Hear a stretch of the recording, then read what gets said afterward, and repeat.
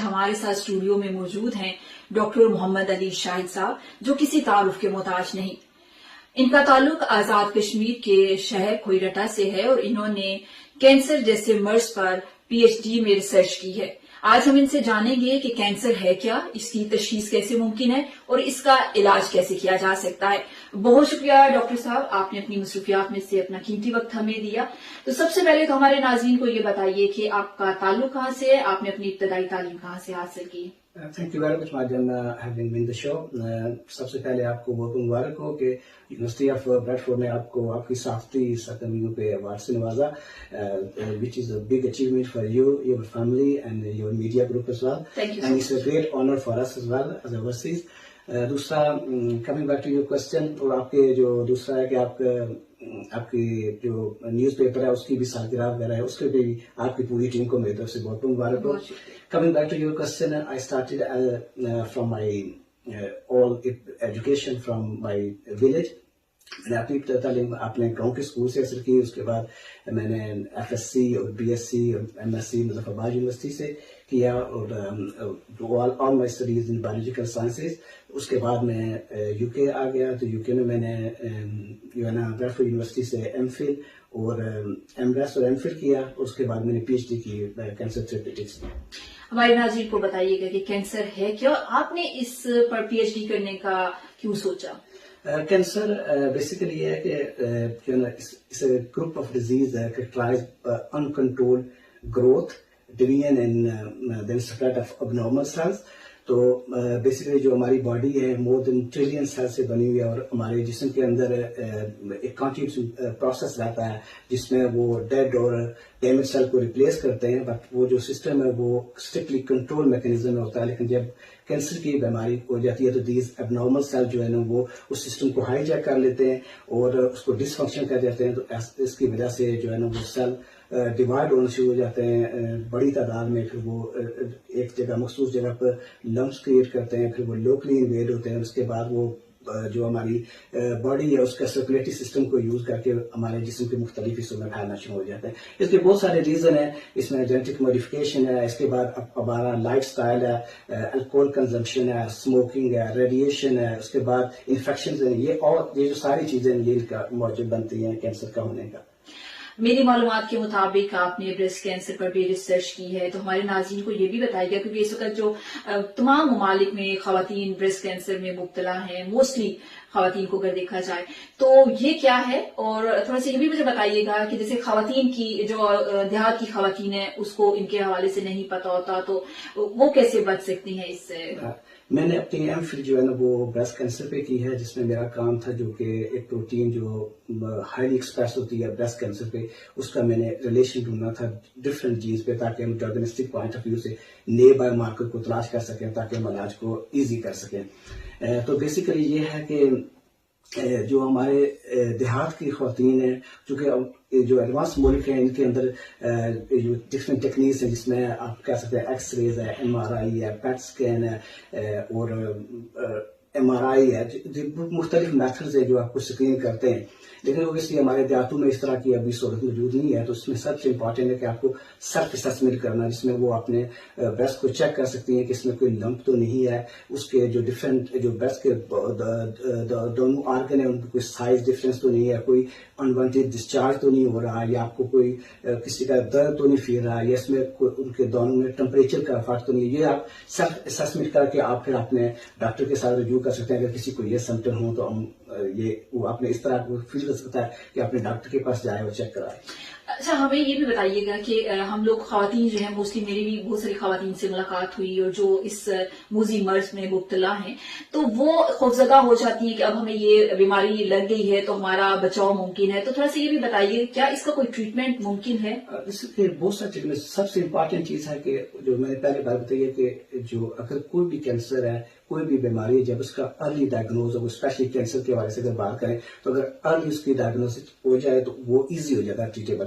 اور breast cancer جو comparatively easy ہے چونکہ یہ ایکسٹرنل آرگن ہے، اس میں آرگن کو ریموو کر دیا جاتا ہے تو ایزیلی ٹریٹمنٹ ہو سکتی ہے یہ as compare to other cancer اگر وہ ارلی اسٹیج پر ہے۔ دوسرا ہے کہ خود جو سیلف اسیسمنٹ سے بھی بندے کو پتہ چل سکتا ہے، تو یہ بندہ ایزیلی اس کو یہ ٹریٹیبل ہے, اتنے اس میں کوئی والی بات نہیں ہے. ہمارے ناظرین کو یہ بھی بتائیے کہ اگر سٹیج 1 ہے اس میں کیا علاج ہے, سٹیج 2 میں کیا علاج ہے, اور کب تک جو ہے ہمیں اپنے آپ کو جو ہے وہ ڈاکٹر کے حوالے کر دینا چاہیے یا ہمیں مایوس ہو جانا چاہیے؟ نہیں, اس میں مایوسی کی کوئی بات نہیں ہے. سب سے امپورٹنٹ بات یہ ہے کہ جو اتنی ارلی اسٹیج پہ ہوگا, اگر اسٹیج 1 پہ ہوگا تو وہ ٹریٹیبل ہوگا, وہ ایزیلی ٹریٹیبل ہوگا, کیونکہ وہ ڈرگس کم کر رہی ہوں گے, ٹھیک ہے, وہ کنٹرول ہوگا. لیکن اگر اسٹیج 4 پر چل جائے گا تو پھر اوبیسلی وہ اس کی جو ٹریٹمنٹ ہے اس میں چانسز کم ہوتے جائیں گے. تو تھوڑا سا یہ بھی بتائیے گا, جو بریسٹ کینسر ہے یا بلڈ کینسر ہے یا باقی کسی ہیومن باڈی کے آرگنس کا کینسر ہے, تو ان میں کوئی ڈفرینس ہے یا؟ اوبیسلی سارے آرگن کا اپنا اپنا, چونکہ جو ڈفرینٹ آرگنز ہیں ان کی اپنی جو مائکرو انوائرمنٹ ہے, تو اس میں جو ڈرگز ہیں, جو میڈیسن ہے, ان کا میکینزم ایکشن بھی ڈفرینٹ ہے.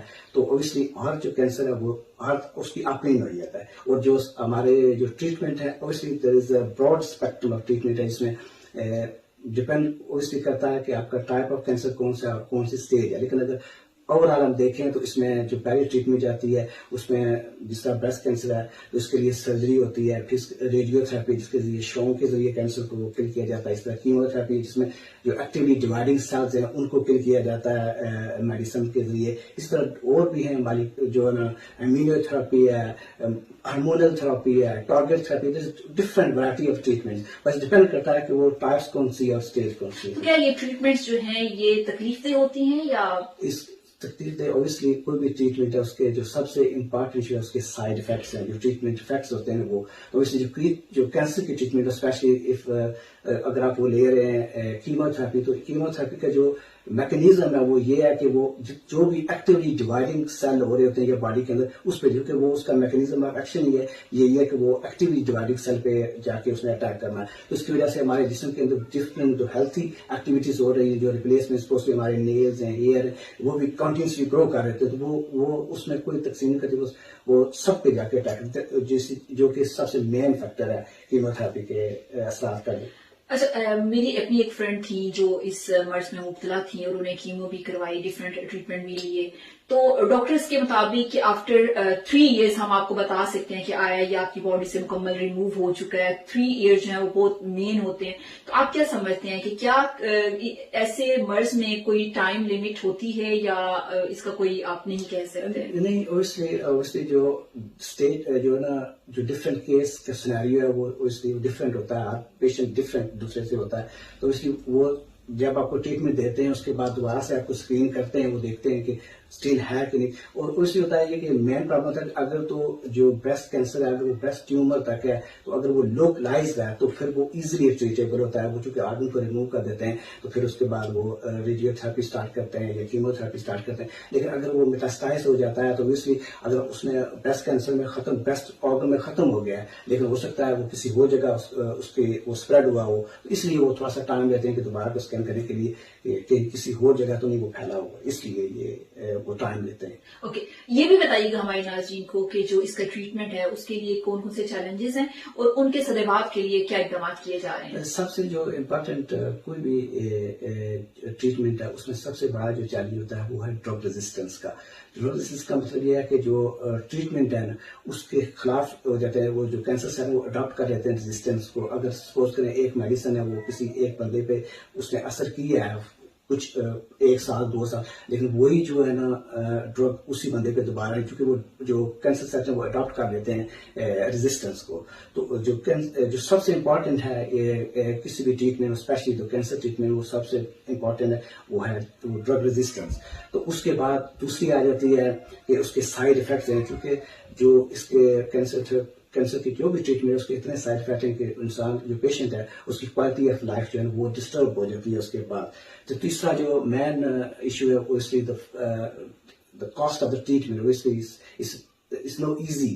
It's very very expensive treatment جو کینسر تھراپی. تو یہ میجر چیلنجز ہیں, لیکن ان کے لیے بہت سارے کام ہو رہے ہیں. جس طرح جو میرا جو پروجیکٹ ہے اس میں سب سے پہلے ہم نے یہ کیا کہ اوبیسلی جو کیمو تھراپی ہے اس کے بہت زیادہ سائڈ افیکٹ تھے.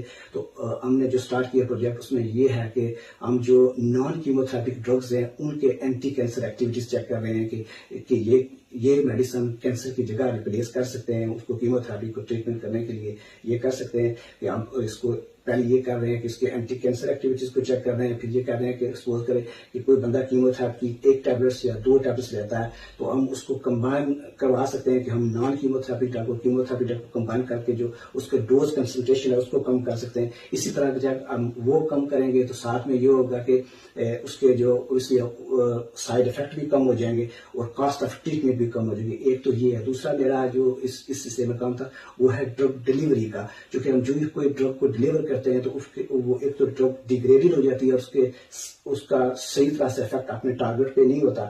دوسرا یہ ہو جاتا ہے کہ آف سائڈ افیکٹ بہت زیادہ ہو جاتے ہیں. تو اس میں میرا کام لائپوسوم فارمیشن پہ بھی تھا, جس طرح ہم کس طرح ڈرگ کو انکیپسولیٹ کر کے ٹارگیٹ پہ پہنچائیں تاکہ اس کا جو میکسیمم افیکٹ ہو پیشنٹ کے لیے. اس کے تو یہ جو میری ریسرچ ہے اس کا ایک حصہ یہ بھی ہے کہ ہم کام کر رہے ہیں کہ ہم نان کیموتھراپی ڈرگز کو کلینکل ٹرائل تک لے کے جائیں تاکہ وہ یوز ہوں, اور پھر اگر آلریڈی کوئی کیموتھراپی یوز ہو رہی ہے اس کی ہائی ڈوز ہے تو ہم اس کو کس طرح اس کی ڈوز کو کم کر سکتے ہیں کمبائن کر کے نان کیموتھراپی ڈرگ پہ. اور دوسرا کہ ہم لائپوسوم فارمیشن کر سکتے ہیں کہ ہم ڈرگ کو انکیپسولیٹ کر کے رکھیں تاکہ سیدھے اپنے ٹارگیٹ پہ جا کے اثر کرے. تو یہ ڈفرینٹ چیزیں جو ہو رہی ہیں, لیکن اوبیسلی اس میں کینسر ریسرچ میں بہت کام ہو رہا ہے. تو اگر آپ دیکھیں کہ کینسر کا لینڈسکیپ آپ دیکھیں تو آج سے جو 5 سے 10 سال پہلے جو کینسر تھے وہ جو نہیں ٹریٹیبل تھے اب وہ ٹریٹیبل ہیں. اس کے بعد کوالٹی آف لائف بھی امپروو ہوئی ہے, نئی طرح کے ریسرچ میں نئے جو ہے نا آگے ٹارگیٹس جس کی وجہ سے جو ہے نا جو سائڈ افیکٹ ہیں وہ کم آ رہے ہیں. تو اس طرح بہت ساری امپروومنٹ ہو رہی ہے اس کینسر ریسرچ میں, اور چیلنج کو کور کر رہے ہیں.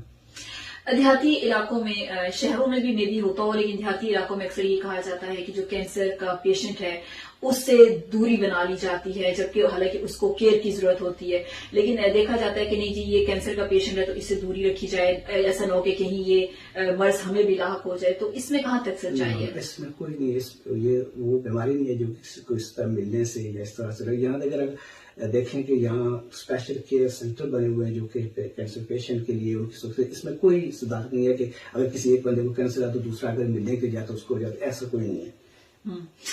مجھے یہ بتائیے گا, آپ نے ایک اتنا مشکل سبجیکٹ چوز کیا اور جس کو ابھی آپ نے جو ہمیں انفارمیشن دی ہے تو ہمیں میں بھی اس لیول پہ نہ سمجھ آ رہی ہو جس طریقے سے آپ نے ہمیں بریف کیا, لیکن اب ہمیں پتا چلا آپ کی بریفنگ کے بعد کہ کینسر ہے کیا, اسے کیسے بچا جا سکتا ہے, اس کا علاج کیا ہے. اس سے پہلے ہمیں بھی اس چیز کے بارے میں نہیں پتا تھا. تو آپ نے جب اس سبجیکٹ کا انتخاب کیا تو آپ کو کن مشکلات کا سامنا کرنا پڑا؟ اوبیسلی جو آپ کا جتنا بڑا آپ کا گول ہوگا اتنے بڑے آپ کو چیلنجنگ ہوں گے آپ کی زندگی کے اندر. تو یہ بہت بڑا چیلنج تھا obviously working in this field, کیونکہ یہ ایک حوالے سے یہ ہے کہ یہ ویری ایکسپینسو فیلڈ ہے. اس کے بعد بہت زیادہ ٹائم چاہیے پی ایچ ڈی اس میں جو مالیکولر انکالوجی ہے.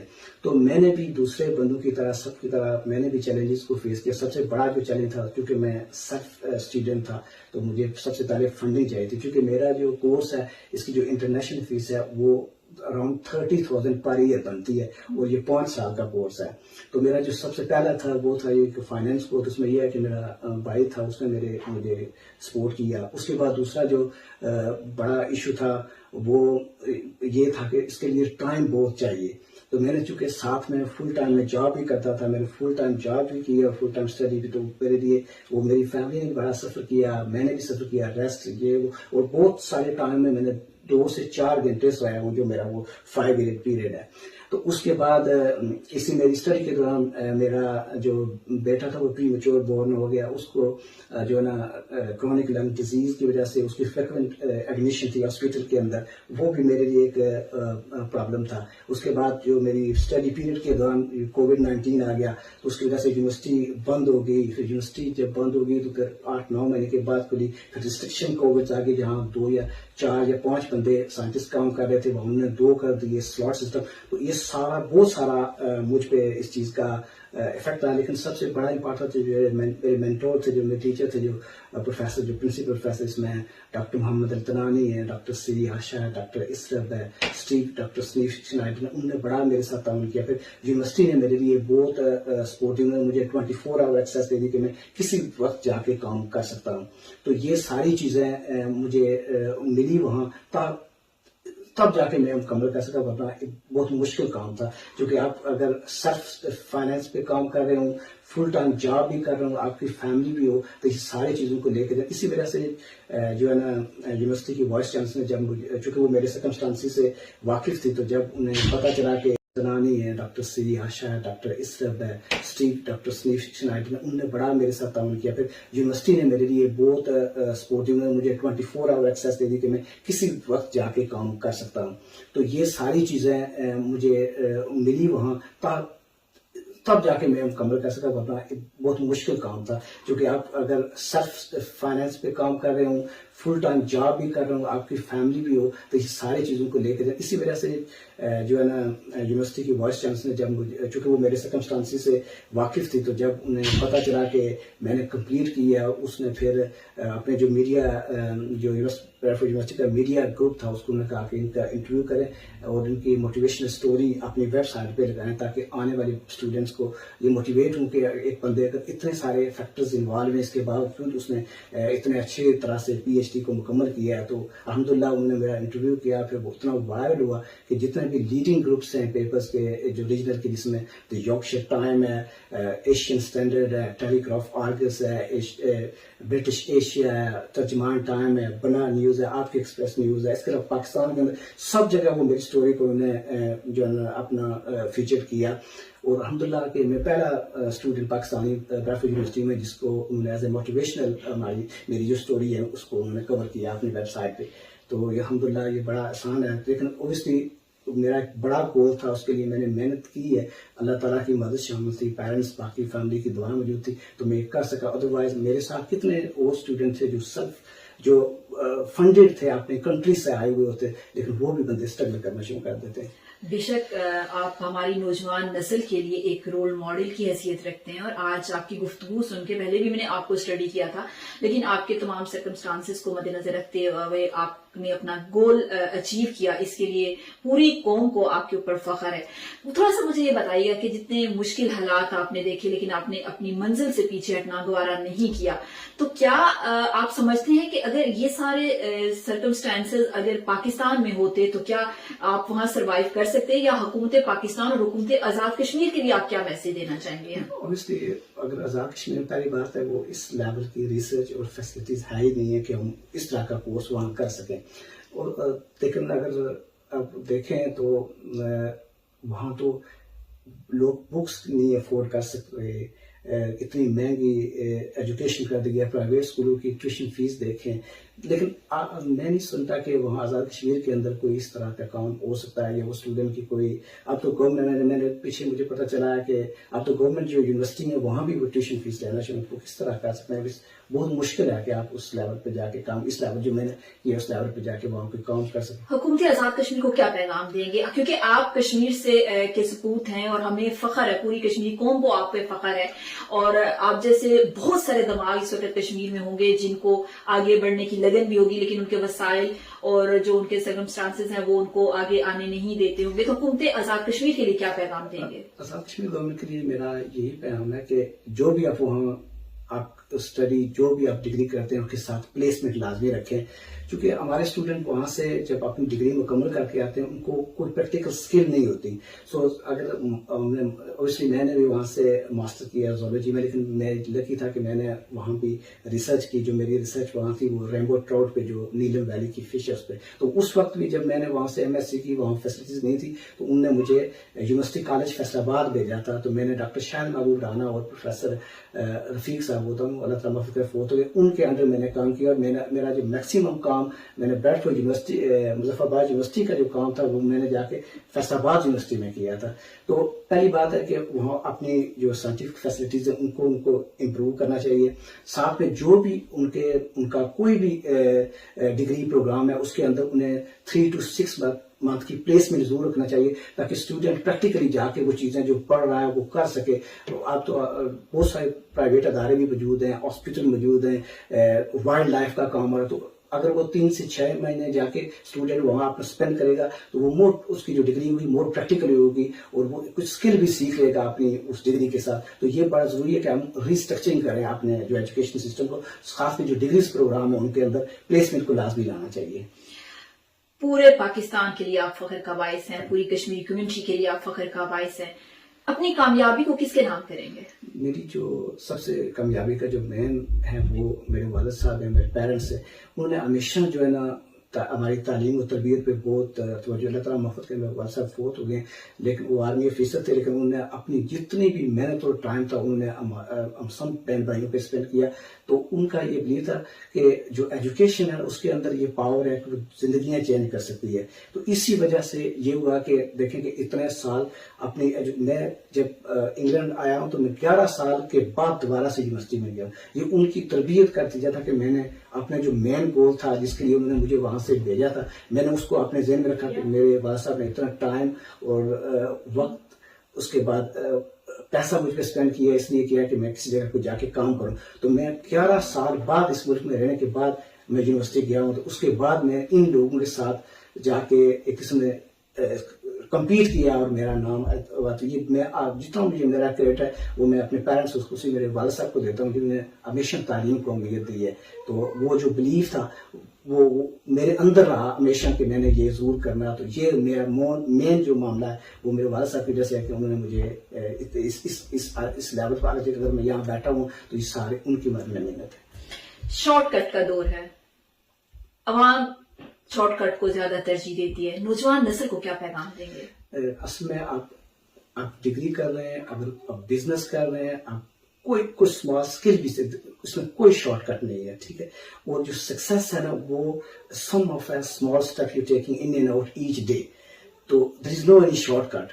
ٹھیک، اگر چھوٹی اسکل کو بھی آپ لرن کریں گے. آپ کو دیکھیں آج میں یہاں بیٹھا ہوں تو اس میں نے پاکستان 16 سال وہاں وقت گزارا یونیورسٹی کا، یہاں میں نے 6-7 سال. تو یہ اوور نائٹ چیزیں نہیں ہوئی ہیں، اس کے لیے بہت زیادہ محنت، وقت اور ریسورسز کی ضرورت ہے. لائف کی کامیابی کے اندر کوئی بھی شارٹ کٹ نہیں، آپ کو محنت کرنا پڑتی ہے. تو دوسرا یہ ہے کہ ضروری نہیں ہوتا کہ ہر بندہ اتنا کمپیٹ. جو بھی آپ کام کریں، جتنی آپ کے اندر انرجی ہے، جتنی اللہ تعالیٰ نے آپ کو سیلری اس کے مطابق آنیسٹلی کریں تو اللہ تعالیٰ آپ کو ضرور کامیاب کرے گا. اس میں کوئی شارٹ کٹ نہیں ہے، لیکن محنت سب سے مین امپورٹنٹ ہے. اور جتنے اللہ تعالیٰ نے آپ کو انرجی، وقت دیا ہے، اگر آپ اس کو آنیسٹلی یوز کریں گے تو ضرور سارے بندے اسی طرح کامیاب ہوتے ہیں کہ وہ محنت کرتے ہیں اور آنیسٹلی یوز کرتے ہیں اپنی انرجی کو. بہت شکریہ ڈاکٹر شاہد صاحب. تھینک یو ویری مچ. ناظرین، آپ نے ڈاکٹر شاہد صاحب کی گفتگو سنی. کہتے ہیں کہ محنت اور جذبہ آپ کو منزل تک پہنچا دیتا ہے. ڈاکٹر شاہد پوری قوم کے لیے ایک فخر کا باعث اور نوجوان نسل کے لیے رول ماڈل کی حیثیت رکھتے ہیں. علامہ اقبال نے ایسے ہی اشخاص کے لیے کہا تھا، خود ہی کو کر بلند اتنا کہ ہر تقدیر سے پہلے خدا بندے سے خود پوچھے بتا تیری رضا کیا ہے. یہ میں ڈیڈیکیٹ کرتی ہوں ڈاکٹر شاہد صاحب کو. اس کے ساتھ اجازت دیجیے. اللہ حافظ. دیکھتے رہیے کشمیر ایکسپریس ڈیجیٹل.